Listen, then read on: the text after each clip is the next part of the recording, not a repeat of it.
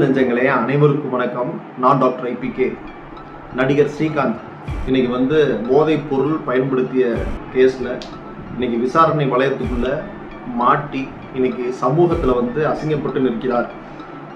எல்லாரும் போதைப் பொருட்கள் யூஸ் பண்ணுவாங்க, சரக்கு அடிப்பாங்க, தம் அடிப்பாங்க, சில பேர் ஸ்டஃப்பு கூட அடிப்பாங்க. ஆனால் இவர் போதைப் பொருள், இவருடைய போதை வஸ்து பயன்படுத்திய விதம் இன்னைக்கு வேற மாதிரி இருக்கு. அந்த கதை நைஜீரியா வரைக்கும் நீள்கிறது அப்படின்னு சொல்லிட்டு இன்னைக்கு மிகப்பெரிய பேசுபொருளாக மாறி இருக்கிறது. இவருக்கும் இவருடைய நண்பராக கருதப்படக்கூடிய பிரசாத்துக்கும் பல வருடங்களாக தொடர்பில் இருக்கிறாரு. பிரசாத் யார் அப்படின்னா அதிமுகவினுடைய முன்னாள் நிர்வாகி, ஐடி விங்கில் முக்கிய பொறுப்பில் இருந்தவர். ஸோ இவருக்கும் பல நாள் பழக்க வழக்கம் இருந்திருக்கு. அந்த அடிப்படையில் பிரசாத் ஒரு பாரில் நடந்த சண்டையில் சிக்கிறாப்புல போலீஸ்கிட்ட. அப்போ அவரை கைது பண்ணி விசாரிக்கும் பொழுது, அவருடைய மொபைல் ஃபோனை எடுத்து செக் பண்ணி பார்க்கும் பொழுது, இவருடைய பழக்க வழக்கம்லாம் நடிகர் வரைக்கும் இருக்கே அப்படின்னு சொல்லிட்டு செக் பண்ணி பார்க்குறாங்க. அப்போ தான் ஸ்ரீகாந்த் இவரிடம் பல முறை பேசியிருக்கிறாரு. என்ன பேசியிருக்காருன்னு கேட்குறப்ப போதைப் பொருட்கள் கடத்தல், போதைப் பொருட்கள் கடத்தலில் அவர்கிட்ட வாங்கினது, ஆக்சுவலாக பரிமாற்றம் நடந்தது, அந்த இன்ஃபர்மேஷன்லாம் போலீஸ் கேதர் பண்ணுறாங்க. உடனே ஸ்ரீகாந்துக்கு ஃபோனை போட்டு கேட்குறாங்க. அவர் ஆள் அரண்டு போயிடுறாப்புல, நேரடியாக விசாரணைக்கு வராப்புல, நான் யூஸ் பண்ணல அப்படின்னு சொல்லி சொல்கிறாரு.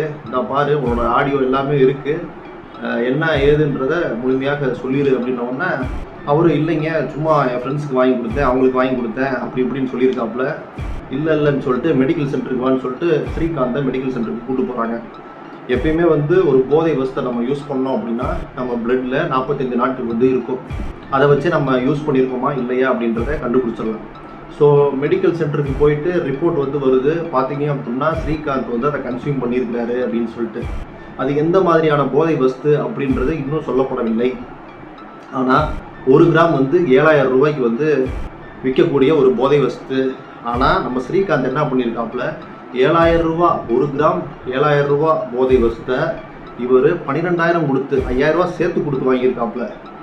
கிட்டத்தட்ட 47 லட்சத்துக்கு இந்த பரிமாற்றம், பணப்பரிமாற்றம் இவங்க 2 பேருக்கு இடையே நடந்திருக்கு. சரி, அந்த அதிமுக முன்னாள் நிர்வாகி பிரசாத் யார்கிட்ட வாங்கியிருக்காரு அப்படின்னா கதை நைஜீரியா வரைக்கும் போகுது. ஸோ இன்னும் விசாரணையை ரொம்ப துரிதப்படுத்துகிறாங்க. இன்னும் சினிமாக்காரங்கள் நிறைய பேர் இதை பயன்படுத்தினார்களா, இல்லை கிளப்பில் பார்ட்டியில் நிறைய போதை பரிமாற்றம் நடந்துச்சா அப்படின்றது பயங்கரமாக விசாரணை நடந்துக்கிட்டு இருக்கு. இது அரசியல் தலையீடு இல்லை அப்படின்னா கண்டிப்பாக பெரிய உண்மை வெளிச்சத்துக்கு வரும். நாளடைவில் அரசியல் தொடர்பு இருந்துச்சு அப்படின்னா நம்ம ஸ்ரீகாந்த், கிருஷ்ணா, அப்புறம் ஒரு 2 பேர் மட்டும் மாட்டுவாங்க. அப்படியே கொஞ்ச நாள் கழித்து மக்களும் அதை மறந்துடுவாங்க.